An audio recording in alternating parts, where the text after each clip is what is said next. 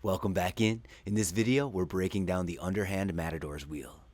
This is going to be very similar to the overhand Matador, but it's also going to have its own unique feel. Once again, to start practicing this technique, you can begin in the side propeller. Just like with the overhand Matador, your hands will be stacked on top of one another. And then this time, as the rope is coming around, it's going to be your bottom arm that leads the switch and brings the rope to the other side of the body. So the first technique point that I want to highlight with the underhand Matador is something that I call the underhand stroke. The feeling of hitting a clean underhand Matador to me feels very similar to swinging a racket like in tennis or badminton. We'll slow the video down so you can more clearly see the setup for this underhand stroke. Notice how from the side propeller my bottom arm slightly draws back to load. As the rope is coming down, it brushes the ground and my bottom arm follows through with the underhand stroke. The rope comes up and across the body and we settle back into a side propeller to repeat the cycle. And as you're already aware, it's not just the arm movement, but a total body integration, which brings us to our next technique point, the rotation and weight shift. In your side propeller, your weight will be shifted to that same side leg. As the rope is coming around, you slightly load into the same side leg, then push off the ground as you simultaneously hit the underhand stroke to amplify the power. The push off and the follow through leads to a little bit of rotation through your body to guide the rope over to the other side.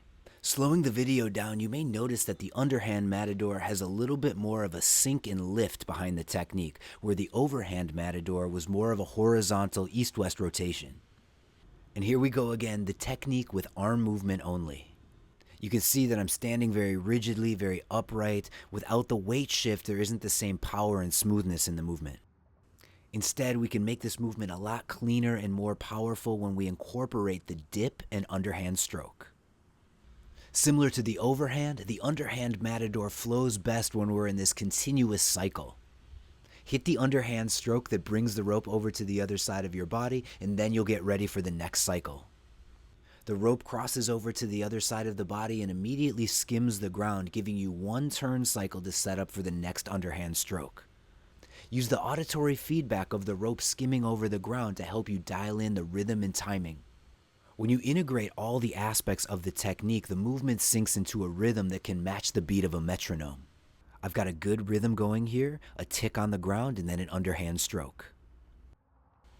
Stroke, tick, stroke, tick, stroke, tick, tick, stroke, tick, tick. You can play around with the cycles, speeding up and slowing down, and also make adjustments to the power and intensity. Overall, I'd say the underhand Matador isn't quite as useful as the overhand Matador, but it's still a great technique to have in your toolbox. So grab your rope and get some practice in, and I'll see you in the next video.